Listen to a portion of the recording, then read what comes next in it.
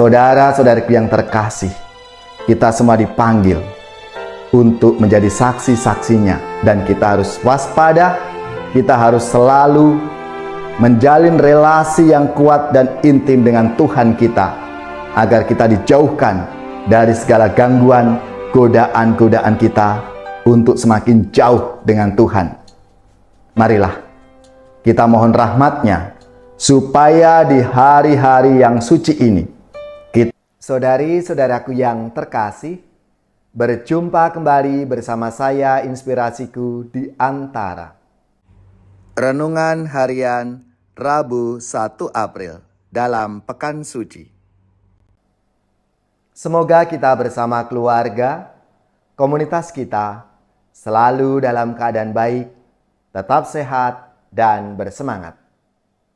Marilah kita mengawali renungan kita hari ini dengan tanda kemenangan Kristus. Dalam nama Bapa dan Putra dan Roh Kudus. Amin.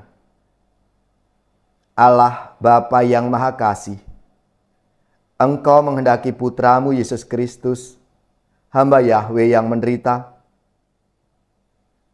mengalami derita demi kami, sehingga kami Engkau bebaskan dari kuasa kejahatan.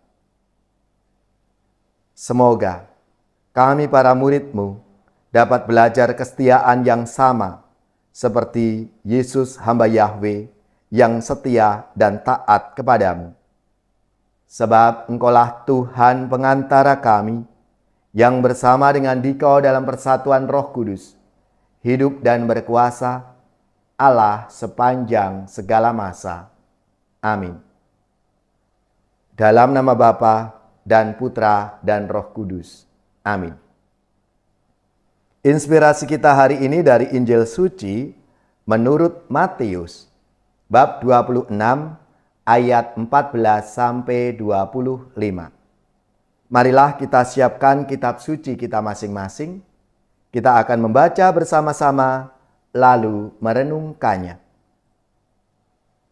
Sekali peristiwa, pergilah seorang dari ke-12 murid itu yang bernama Yudas Iskariot kepada imam-imam kepala. Ia berkata, "Apa yang hendak kamu berikan kepadaku, supaya aku menyerahkan dia kepadamu?" Mereka membayar 30 uang perak kepadanya. Dan mulai saat itu, Yudas mencari kesempatan yang baik untuk menyerahkan Yesus. Pada hari pertama dari hari raya roti tak beragi, datanglah murid-murid Yesus kepadanya dan berkata, "Di manakah engkau kehendaki kami mempersiapkan perjamuan Paskah bagimu?" Jawab Yesus, "Pergilah ke kota kepada si Anu dan katakan kepadanya, beginilah pesan guru, waktuku hampir tiba. Di dalam rumahmu lah aku akan merayakan Paskah bersama dengan murid-muridku."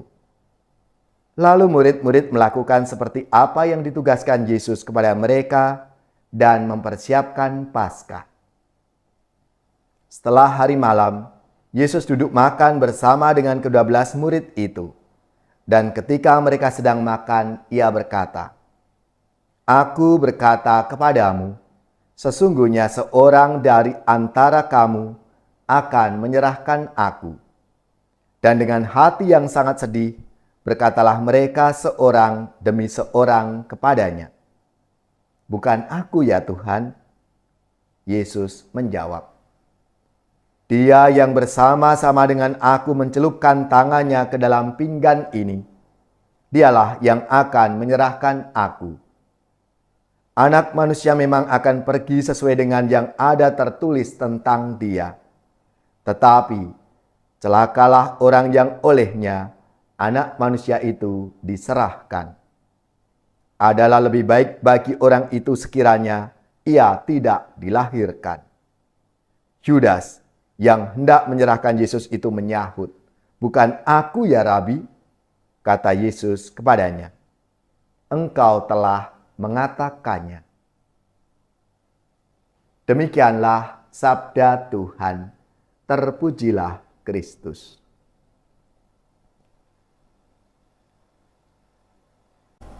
Saudari-saudaraku yang terkasih, dalam sabda Tuhan hari ini tentunya membuat kita terkejut dengan Yudas Iskariot. Dan kita bertanya, bagaimana mungkin seorang Rasul Yesus menjadi pengkhianat? Demi 30 uang perak dari imam-imam kepala, Yudas mencari kesempatan untuk menyerahkan Yesus.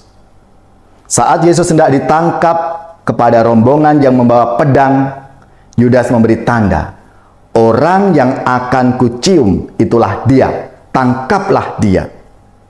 Segera ia maju mendapatkan Yesus dan berkata, "Salam Rabi," lalu mencium dia. Dan seketika itu juga Yudas sang pengkhianat itu menjadi orang luar, menjadi orang asing di antara para rasul. Saudara-saudariku yang terkasih, nama Iskariot yang dalam bahasa Aram berarti palsu, dalam bahasa Yunani berarti pembunuh bayaran. Memang setelah penangkapan Yesus itu, Yudas menyesal dan memilih untuk bunuh diri. Saudara-saudariku yang terkasih, dalam Alkitab menyampaikan dua alasan pengkhianatan Yudas. Yang pertama, cinta akan uang, dan yang kedua adalah aksi iblis. Yudas menggunakan Yesus untuk mendapatkan uang. Demikian pula dalam perjalanan sejarah gereja. Atas nama agama, orang memalsukan ajaran Yesus, orang membenci, mengusir, menyerang umat Kristiani. Bahkan orang yang sebelumnya Kristiani kemudian menjadi murtad dan atas nama agama memfitnah Kristianitas. Demi politik dan kekuasaan, para politisi mengutip ayat-ayat kitab suci secara keliru untuk membenarkan argumentasinya. Bahkan hal ini masih terjadi sampai saat ini. Memanipulasi agama demi politik. Saudara-saudariku yang terkasih, tentunya kita semuanya ingat Deklarasi Abu Dhabi 4 Februari 2019 oleh Paus Fransiskus dan Imam Besar Al-Azhar Ahmad Al-Tayyib yang mengatakan bahwa mereka menyerukan kepada semua pihak untuk berhenti menggunakan agama untuk menghasut orang kepada kebencian, kekerasan, ekstremisme, fanatisme, buta, dan untuk menahan diri dari menggunakan nama Allah itu untuk membenarkan tindakan pembunuhan, terorisme, dan penindasan. Rupanya, iman Kristiani semakin kuat dan matang melalui kebencian orang, fitnah, pengusiran, dan pembunuhan. Darah para martir telah menjadi saksi untuk semuanya ini. Saudara-saudariku yang terkasih, kita semua dipanggil untuk menjadi saksi-saksinya, dan kita harus waspada, kita harus selalu menjalin relasi yang kuat dan intim dengan Tuhan kita, agar kita dijauhkan dari segala gangguan, godaan-godaan kita untuk semakin jauh dengan Tuhan. Marilah kita mohon rahmat-Nya, supaya di hari-hari yang suci ini, kita semakin menghayati iman kita kepada Tuhan kita Yesus Kristus, yang merelakan hidupnya, yang menyerahkan hidupnya untuk kita semua, karena kasih-Nya yang begitu besar kepada kita, umat manusia.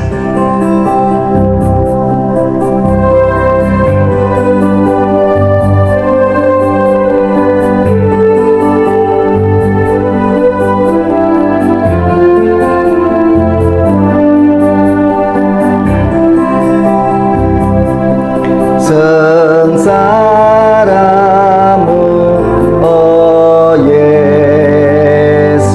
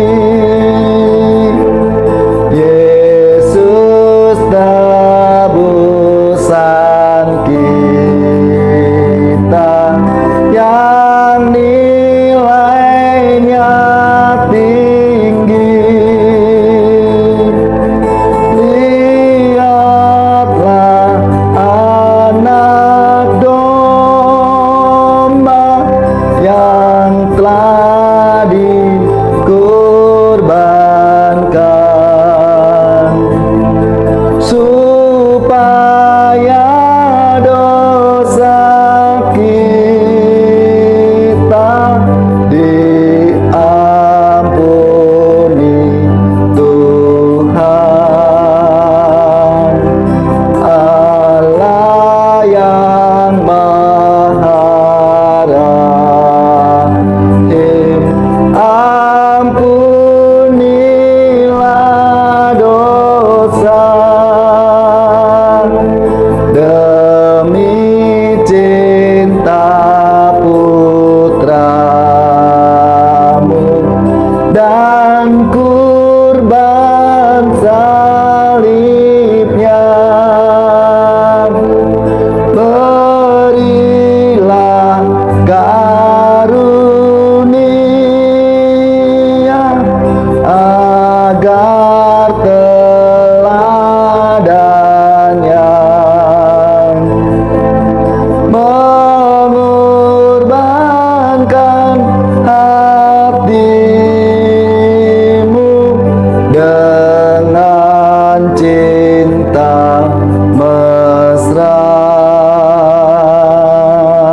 Saudari-saudaraku yang terkasih, marilah kita siapkan hati kita untuk menerima berkat Tuhan. Semoga saudara-saudari sekalian, keluarga-keluarga, komunitas kita, orang-orang yang kita doakan, mereka yang sakit, yang menderita, seluruh tugas, belajar, pekerjaan, usaha serta karya pelayanan kita dibimbing, dilindungi dan diberkati oleh Allah yang Maha Kuasa, Bapa dan Putra dan Roh Kudus. Amin.